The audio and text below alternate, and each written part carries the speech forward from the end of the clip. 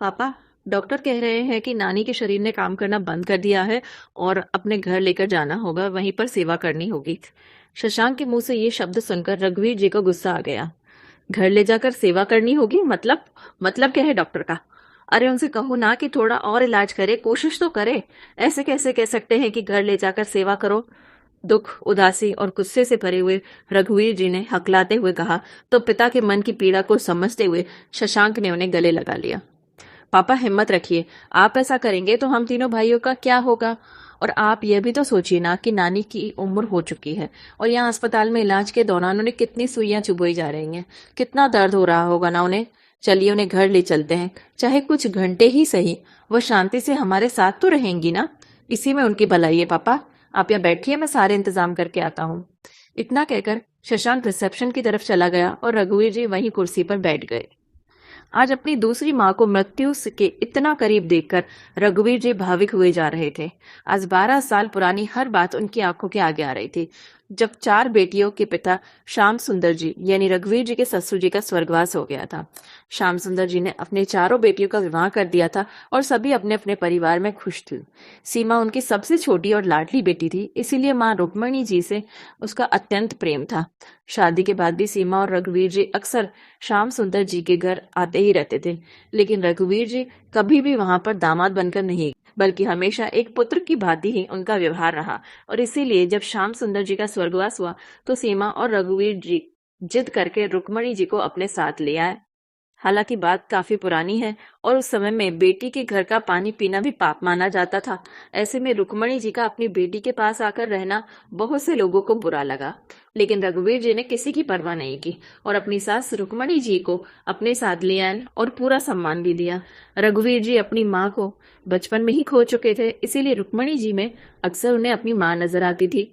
जिस तरह एक बेटा अपनी माँ को प्रेम और सम्मान देता है, उसी तरीके से रघुवीर जी भी उन्हें पूरा सम्मान देते थे। या यूं कहें कि ईश्वर ने दो अधूरे लोगों को मिला दिया था। रघुवीर जी से मिले हुए प्यार, अपनेपन और सम्मान की वजह से रुक्मणी जी को मातृत्व की अनुभूति एक बार फिर से हो रही थी। रघुवीर जी को माँ मिल गई थी और रुक्मणी जी को बेटा। जीवन हंसी खुशी से बीत रहा था, लेकिन शायद ईश्वर को यह मंजूर नहीं था। इसीलिए एक दिन अचानक सीमा जी सीढ़ियों से गिर गई, लेकिन सर पर इतनी गहरी चोट लगी कि हॉस्पिटल पहुंचने से पहले ही काल की ग्रास बन गई। परिवार में मातम छा गया। रुक्मणी जी अपनी लाडली बेटी को खो चुकी थी और रघुवीर जी अपनी जीवन संगिनी सीमा को। लेकिन इससे भी ज्यादा अगर कोई दुखी था तो वो सीमा और रघुवीर के तीनों बेटे, जिनकी उम्र 10 और 12 साल थी। बड़ा बेटा शशांक 12 साल का था और दोनों छोटे बेटे 10 साल के। परिवार में कोई भी ऐसा सदस्य नहीं था जो संबल रखकर दूसरे को संभाल पाता। बच्चों ने अपनी माँ खोई थी और एक माँ ने अपनी बेटी। वहीं रघुवीर जी का दुख भी कम नहीं था, लेकिन फिर भी उन्होंने हिम्मत रखकर रुक्मणी जी और बच्चों को संभालने की पूरी कोशिश की। शुरुआती समय तो केवल एक दूसरे को संभालने में ही निकल गया। फिर धीरे धीरे रुक्मणी जी अपनी बेटी के घर की जिम्मेदारियां संभालने लग गई। हालांकि उनका मन और शरीर कमजोर हो चुका था, इसीलिए वह उतना अच्छे तरीके से सबको संभाल नहीं पा रही थी। तब रघुवीर जी ने चारों तरफ नजर दौड़ाई, लेकिन कोई भी ऐसा इंसान नहीं दिखाई दिया जो कि बच्चों को संभाल सके। और अगर कोई बच्चों को और घर को संभालने आता भी तो कितने दिन, उस दिन रहकर चला जाता। ऐसे में एक दिन अचानक रुक्मणी जी ने यह ऐलान कर दिया कि वह वापस अपने गांव चली जाएंगी। उनकी बात सुनकर रघुवीर जी के होश उड़ गए, क्योंकि उस समय केवल रुक्मणी जी ही थी जो जैसे तैसे उस परिवार को संभाल रही थी। अगर वह भी चली जाएंगी तो इस घर में एक बार फिर से एक माँ चली जाएगी। ऐसे में रघुवीर जी ने रुक्मणी जी को समझाने की बहुत कोशिश की। उन्होंने रुक्मणी जी के मन को फुरीदा, क्योंकि हो सकता था कि कहीं कोई गलती हो गई हो जिसकी वजह से वह यहाँ पर नहीं रहना चाहती थी। लेकिन बाद में पता चला कि आसपास के लोगों, रिश्तेदारों द्वारा कहे जाने वाले शब्दों की वजह से वह इस घर से जाना चाहती थी। माँ बताइए ना, क्या हमसे कोई गलती हुई है? और हुई भी है तो आप हमें माफ कर दीजिए ना, हम आपके ही तो बच्चे हैं ना। एक बार फिर से इस घर को माँ की छत्र छाया से महरूम मत कीजिए।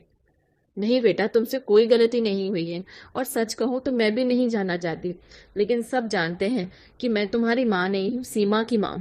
ऐसे में समाज, रिश्तेदार सब लोग बातें बना रहे हैं कि बेटी के चले जाने के बाद भी मैं उसके घर पर रह रही हूँ।